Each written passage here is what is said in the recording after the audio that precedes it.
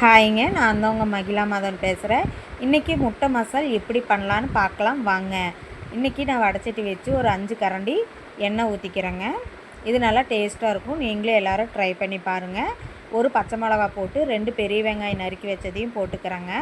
அப்புறம் நான் 2 தக்காளியும் நறுக்கி வச்சதை போட்டுக்கிறேன். நான் ஒரு சின்ன 3 தக்காளி அரைச்சும் வச்சுருக்கேங்க, எங்களுக்கு கிரேவி நிறைய வேணுங்கிறக்காக.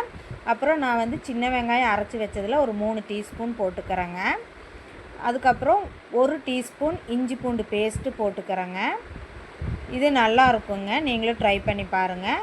அப்புறம் 1/4 டீஸ்பூன் வந்து மஞ்சப்பொடி, 1/2 டீஸ்பூன் கரம் மசாலா பொடி, 1/2 டீஸ்பூன் மிளகாய் பொடி. அப்புறம் நான் அரைச்சி வச்ச தக்காளியும் அதிலே ஊற்றி நல்லா வணக்கிக்கலாங்க. தேவையான அளவு உப்பு போட்டுக்கலாம். நல்லா கலந்து விட்டு கொஞ்சம் தண்ணி விட்டு வேக விடணுங்க. அப்போ தான் மசால் வாசம் அடங்கும். இப்போ பாருங்கள், கொஞ்சம் எண்ணெய் திரண்டு வந்துருச்சு. இப்போ மல்லித்தலையும் கொத்தமல்லி தலையும் போட்டுக்கலாம். முட்டை நான் வேக வச்சு எடுத்து வச்சுருக்கேங்க. அதுக்கு இப்படி எல்லா பக்கமும் கீத்தாக போட்டேங்க. எல்லாம் போட்டு கொஞ்சம் நேரம் விட்டு இறக்கிடலாம். பாருங்கள், ரெடி ஆகிடுச்சு.